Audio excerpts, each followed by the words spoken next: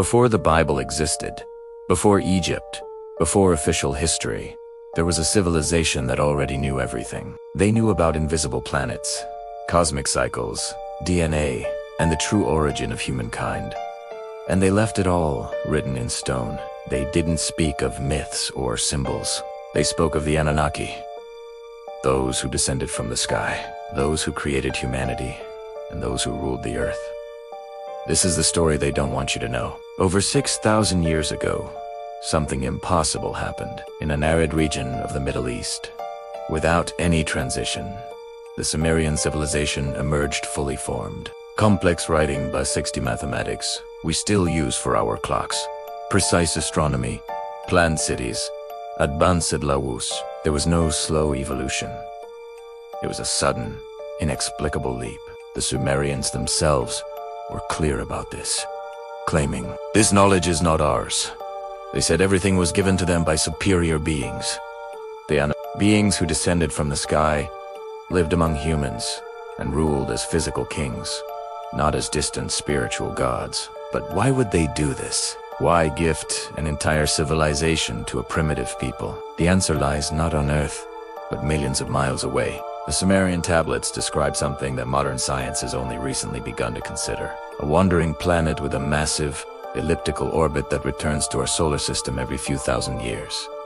They called it Nibiru. According to their texts, Nibiru's atmosphere was collapsing, and they needed one specific element to repair it: gold. And Earth had it in abundance.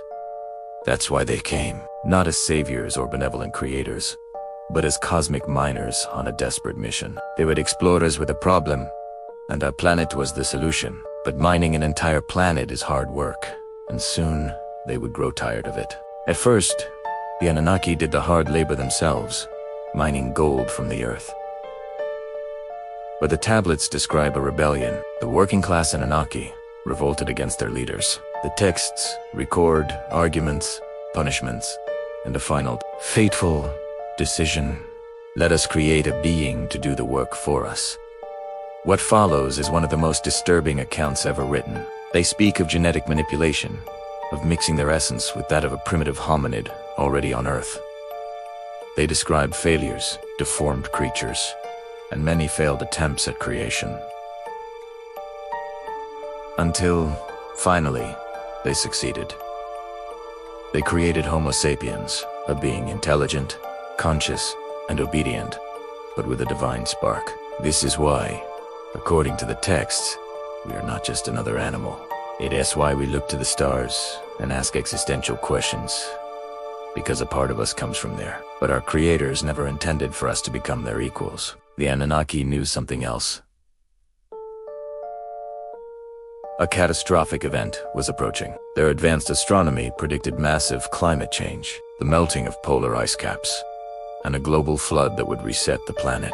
The Anunnaki Council made a cold, calculated decision: let humanity disappear. They would save themselves and leave their creation to perish. But one of them rebelled, an Anunnaki named Enki, who had a fondness for his creation, disobeyed the council and secretly warned a chosen human, telling him to build a great boat to survive the coming deluge. It's a story you've heard before. The same event, the same story, appears in Sumerian texts, the Bible, Indian epics, and legends across the Americas and Asia.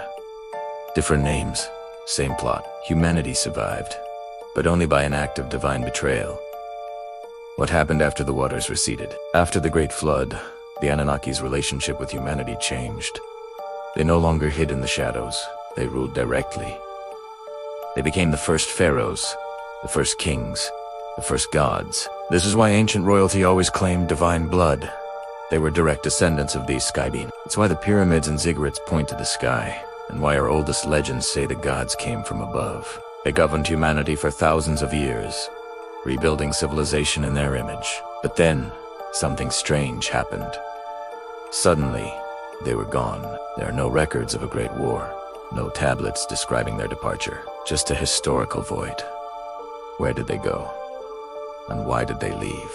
The disappearance of the Anunnaki is perhaps the greatest mystery of all. Some believe they simply left when their mission was complete.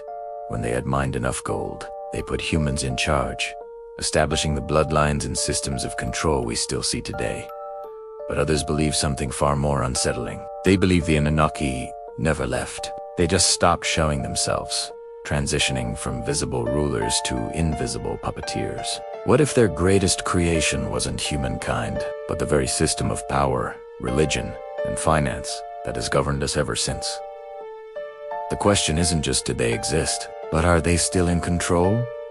If the Anunnaki were real, then the entire story of humanity doesn't begin on Earth, but in the heavens. It means we are a hybrid species, born from a cosmic experiment, myth, or forbidden truth. Let me know what you think in the comments. Subscribe if you want to see part 2, and share this before it gets taken down. Thanks for watching.